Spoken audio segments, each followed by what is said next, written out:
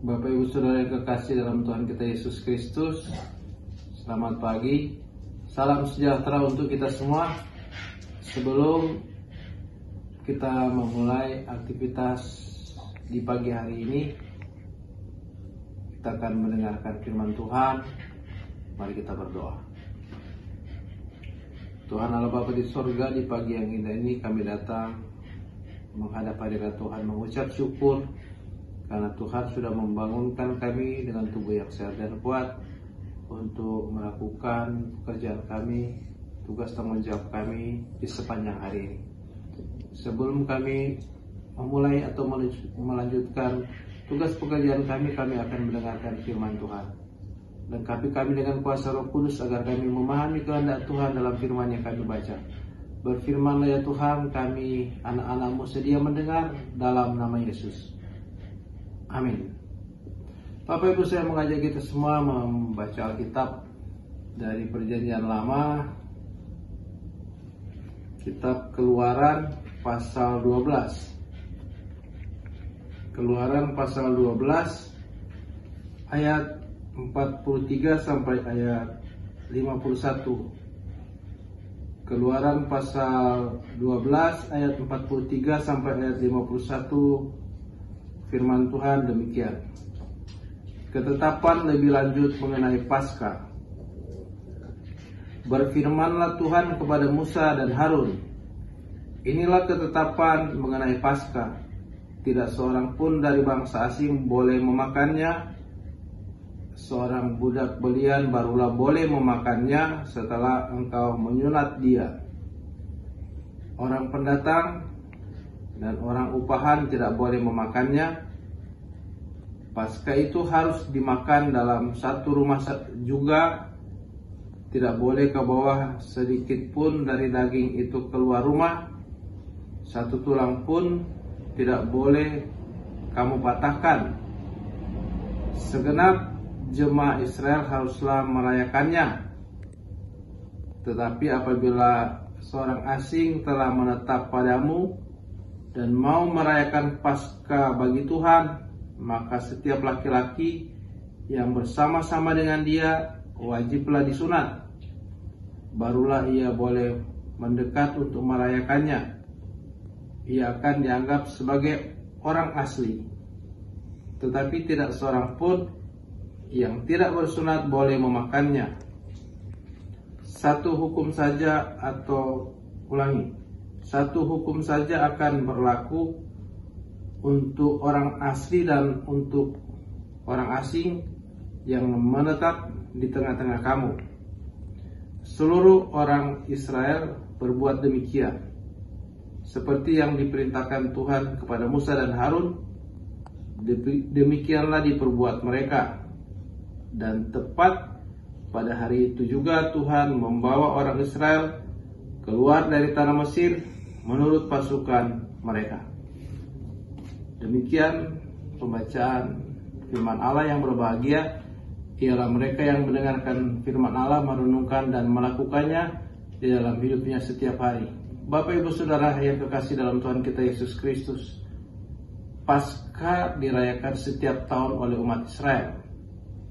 Itu Paskah Perjanjian Lama. Mereka merayakan Paskah, merayakan pembebasan, merayakan keluarnya mereka dari perbudakan, merayakan keluarnya mereka dari Mesir. Dan itu ketetapan yang dilakukan oleh umat Israel setiap tahun, merayakan Paskah. Mereka menyembelih domba yang tidak bercacat dan mengolah dagingnya untuk mereka makan. Itulah salah satu yang dilakukan dalam peringatan Paskah.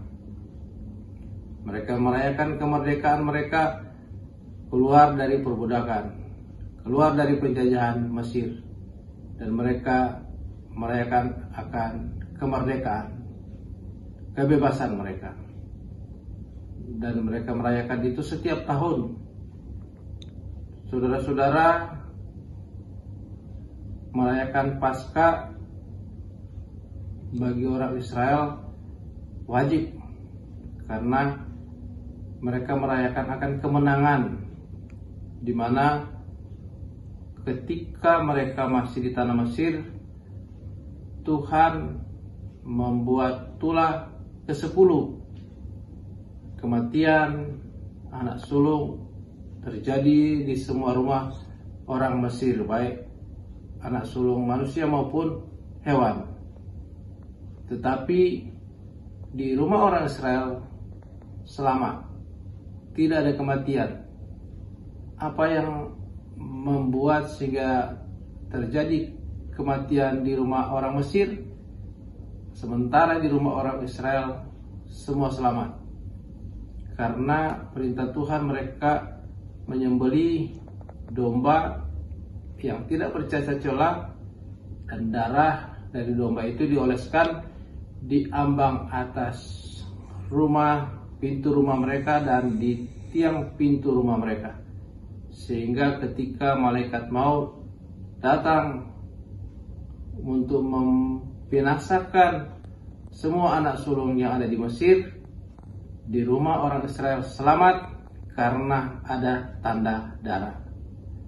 Nah, saudara-saudara yang dikasihi Tuhan, bulan ini bangsa Indonesia memasuki bulan kemerdekaan, di mana bulan Agustus seluruh rakyat Indonesia akan merayakan akan hari proklamasi kemerdekaan, peringatan akan kemerdekaan Indonesia 17 Agustus 1945. Kita hidup di negara yang merdeka, di bangsa yang merdeka. Namun kita melihat bahwa masih banyak orang yang hidup dengan kesulitan, masih banyak orang yang menderita. Saudara-saudara yang dikasihi Tuhan, bagaimanapun juga sebagai warga negara kita bersyukur karena kemerdekaan itu adalah atas berkat rahmat Tuhan yang Maha Kuasa. Tuhan yang memberikan kemerdekaan kepada bangsa Indonesia.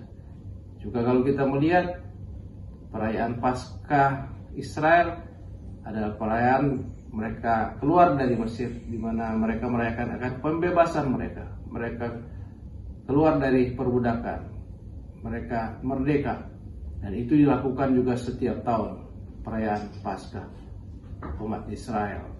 Nah, saudara-saudara yang dikasihi Tuhan, sebagai umat Kristen kita bersyukur karena kita juga sudah dimerdekakan oleh Tuhan.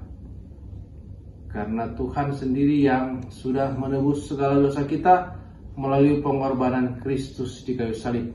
Sebenarnya lambang Paskah dalam perjanjian lama, di mana terjadi keselamatan di setiap rumah orang Israel, bukan karena di rumah setiap orang Israel orangnya suci-suci, orangnya tidak berdosa, atau yang penghuni rumahnya tidak berdosa, tetapi karena ada tanda darah anak domba yang dioleskan di ambang atas pintu rumah maupun di tiang pintu rumah. Itu sebetulnya gambaran tentang keselamatan Kristen, di mana Tuhan Yesus sudah berkorban, rela mati di salib, menyerahkan tubuh dan darahnya untuk menebus manusia dari dosa, sehingga siapa yang percaya kepadanya selamat. Kita bersyukur sebagai orang Kristen, kita hidup di bangsa yang merdeka, dan yang teristimewa lagi, kita sudah memperoleh kemerdekaan sejati melalui penebusan Yesus di kayu salib. Kita menjadi orang yang merdeka, kita bebas dari dosa karena Yesus sudah membayar lunas dosa kita. Dengan harga yang mahal, tubuh dan darah dikorbankan untuk menebus segala dosa kita, sehingga kita menjadi orang merdeka, kita menjadi orang bebas dari dosa. Kita selamat karena pengorbanan Kristus. Tuhan menyertai kita semua, Tuhan memberkati kita semua. Amin. Mari kita berdoa. Bapa Surgawi, kami mengucap syukur Tuhan menyertai kami. Tuhan sudah menyapa kami di pagi hari ini dengan firman-Mu. Kiranya firman yang sudah kami dengar tertanam dalam hati kami dan memberikan kekuatan iman kami menjalani hari-hari kehidupan yang Tuhan karuniakan kepada kami. Kami akan melanjutkan pekerjaan kami di sepanjang hari ini. Tuhan sertai kami sehingga apapun yang kami buat berhasil. Terima kasih Bapa. Inilah doa syukur kami. Terpujilah nama-Mu. Dalam nama Yesus kami berdoa dan mengucap syukur kepadamu Bapa di surga. Bapak Ibu sekalian, demikian renungan kita pada pagi hari ini. Selamat beraktivitas, selamat bekerja, selamat melanjutkan kegiatan kita di sepanjang hari ini. Tuhan Yesus memberkati.